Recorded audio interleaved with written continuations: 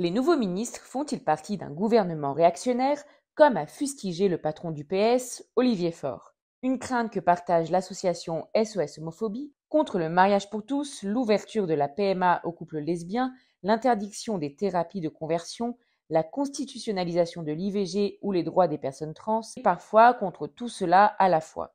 Une alerte lancée après avoir découvert le CV de plusieurs ministres du gouvernement de Michel Barnier. Commençons par le nouveau ministre de l'Intérieur, Bruno Retailleau. En 2015, le Vendéen se prononçait pour l'abrogation du mariage pour tous. 7 ans plus tard, le patron des Républicains faisait part de sa volonté de tout changer à droite dans le parti face au wokisme, l'islamo-gauchisme et surtout l'immigration.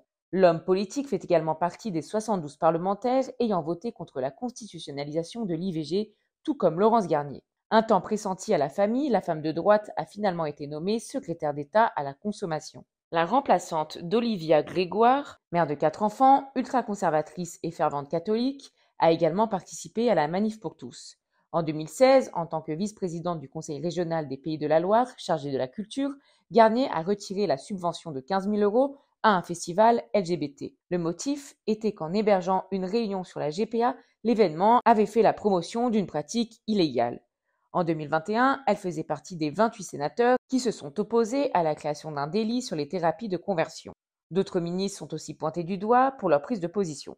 C'est le cas de Patrick Hetzel, nouveau ministre de l'Enseignement supérieur, et Annie Genevard, ministre de l'Agriculture. Ils ont tous les deux voté contre la constitutionnalisation de l'IVG, contre la PMA, contre le mariage pour tous. Conscient que les avancées sociales pouvaient être en danger, Gabriel Attal a demandé à Michel Barnier d'affirmer clairement dans sa déclaration de politique générale qu'il n'y aura pas de retour en arrière sur la PMA, le droit à l'IVG, les droits LGBT. Ces lois seront intégralement préservées, a juré le nouveau Premier ministre sur France 2.